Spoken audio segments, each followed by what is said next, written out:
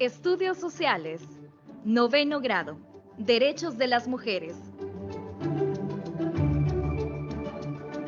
Están en sintonía de la franja educativa Aprendamos en Casa. Alumnos de noveno grado, bienvenidos. Sabemos que han estado esperando esta teleclase y, por supuesto, la mejor especialista en la materia de estudios sociales está con nosotros. Alba Calderón, bienvenida nuevamente. Muchas gracias, Emerson, por este elogio. Bueno, pero seguimos aprendiendo, es lo importante. ¿Cómo siguen aprendiendo los chicos también allá en casa? Y eso es muy importante con cada una de las guías que se están enviando semana con semana. Exacto, para todas las personas les recordamos que estas guías están en la página del Ministerio de Educación y, por supuesto, esta teleclase también está siendo transmitida en Facebook de Televisión de El Salvador. Así nos busca y va a estar pendiente y atento a cada una de esas teleclases. Hoy un tema importante, los derechos de la mujer. Hablemos, comencemos hablando sobre cómo vamos a entender los derechos de la mujer y desde dónde viene. Cuando se da la Revolución Francesa, se crea una Carta de los Derechos del Ciudadano, derechos humanos del ciudadano, los derechos civiles.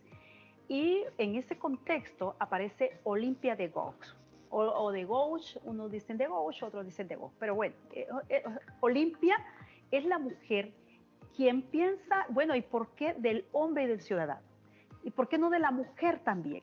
Entonces Olympia, así rápidamente te cuento, hace una proclama y hace una constitución redactada en femenino para la mujer. Dice, si las mujeres tienen o pueden subir al cadalso, ¿por qué no a la tribuna? El cadalso era la tarima que se hace para las ejecuciones de la mujer en ese momento.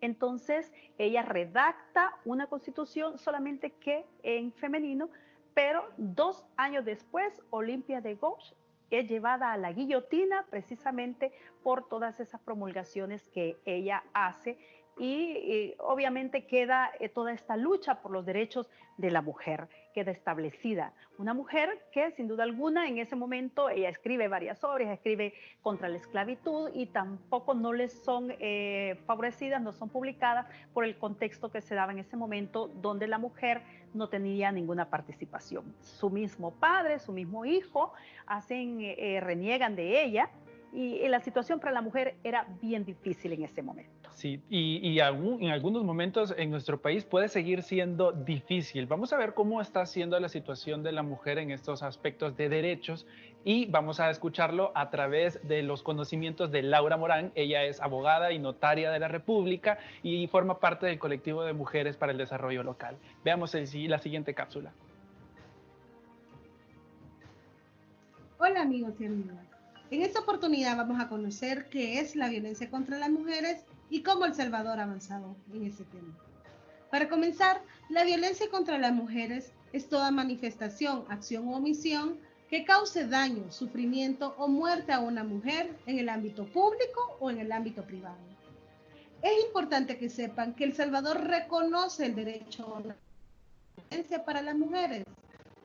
Y eso significa a que las mujeres puedan ser valoradas y educadas libres de estereotipos de género y que se respete su vida, su integridad física, psíquica y o moral. Pero esto no siempre fue así. Y es a partir de las diferentes organizaciones de mujeres y luchas feministas que se han ido conquistando estos derechos. El Salvador forma parte de diferentes convenios internacionales para la protección de los derechos de las mujeres. Entre ellos, la Convención Interamericana para prevenir, sancionar y erradicar cualquier tipo de violencia contra la mujer. Asimismo, la Convención Internacional para eliminar cualquier forma de discriminación contra las mujeres.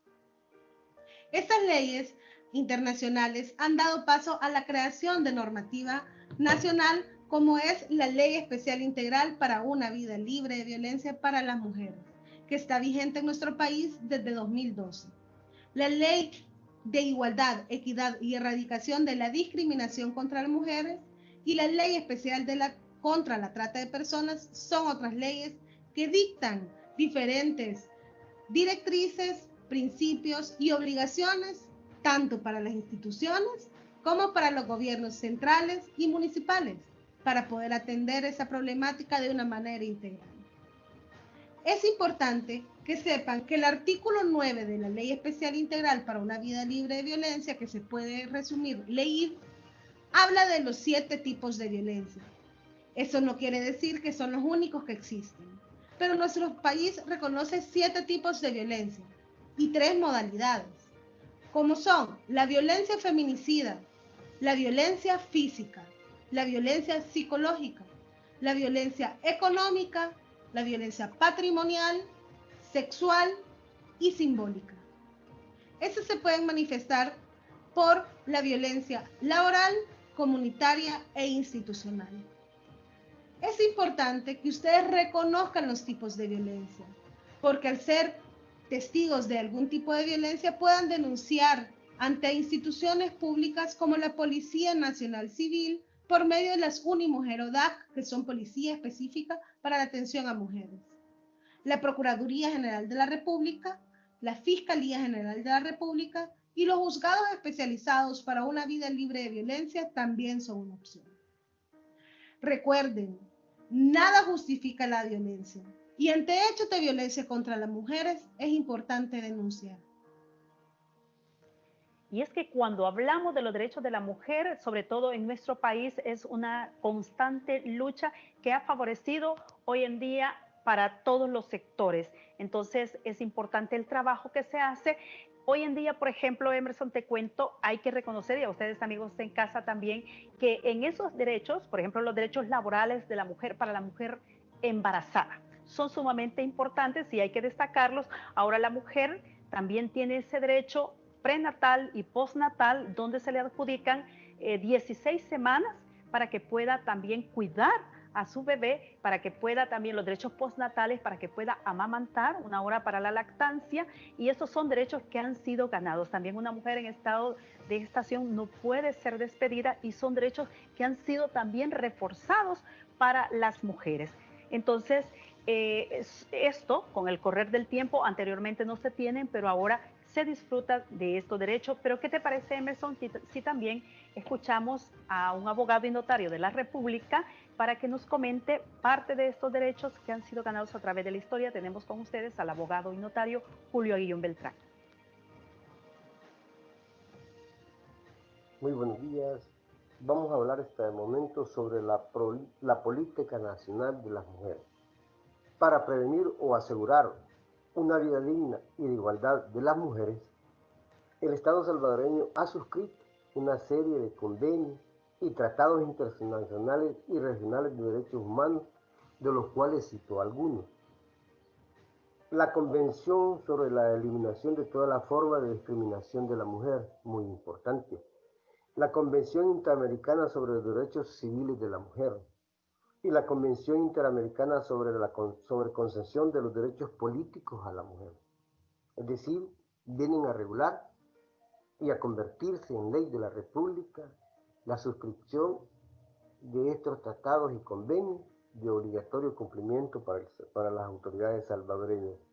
Y también hay otros de no menor relevancia que por el tiempo no lo podemos citar. Pero como resultado de la anterior, ha promulgado el Estado salvadoreño una serie de leyes por medio de las cuales pretende regular los derechos o hacer efectivo por medio de estas los derechos relativos a los niños, niñas, mujeres, jóvenes, adultos y de la tercera edad.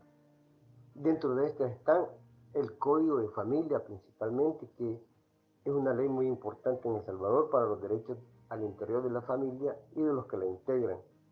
La Ley Lepina para los menores, la Ley de Igualdad, Equidad y Erradicación de la Violencia contra las Mujeres, la Ley Especial Integral para una vida libre de violencia contra la mujer, la Ley de Igualdad, Equidad y Erradicación de Discriminación contra las Mujeres, la Ley de Atención Integral para la Persona Adulta. En el Código Penal también se ha incluido una serie de disposiciones legales relativas a los delitos contra la familia, así como el Estado, para poder implementar este tipo de disposiciones legales, ha tenido que crear instituciones como SEMujer, la Secretaría de Inclusión Social y el Instituto Salvadoreño para el Desarrollo de la Mujer.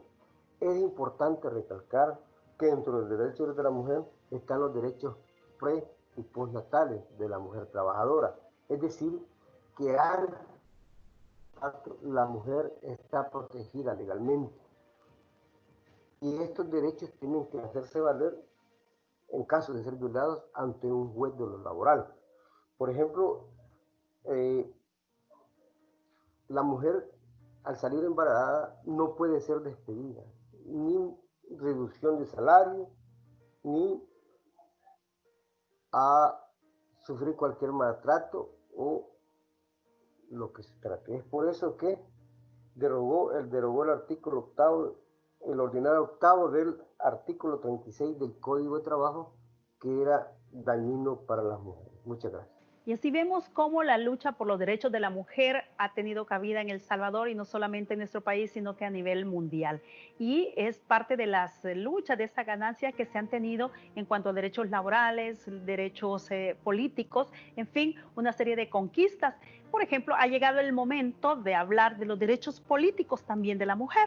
Sí, un punto importante dentro de estudios sociales, porque si vemos la representación de la mujer en nuestro escenario político, nos damos cuenta que sí escuchamos algunos nombres dentro de alcaldesas, dentro de diputadas y algunas lideresas, pero ese escenario, ¿cómo está? Porque sabemos que nuestro El Salvador tiene una cantidad de municipios bastante significativa, pero ¿en cuántos de estos municipios, por ejemplo, una mujer es la que lidera el rumbo que lleva? Es importante esa pregunta porque te da la pauta para ver qué tanto hemos avanzado en derechos políticos o en participación en cuanto a la mujer.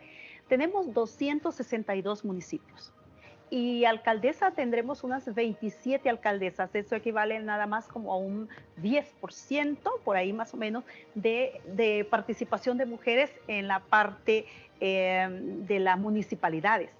Y en el órgano legislativo tenemos a 26 diputados, que equivale como al 31%. Entonces, esta participación todavía sigue siendo bastante reducida, bastante restringida y todavía hay que trabajar en la conquista o todavía hay que trabajar en cubrir esos espacios para la mujer.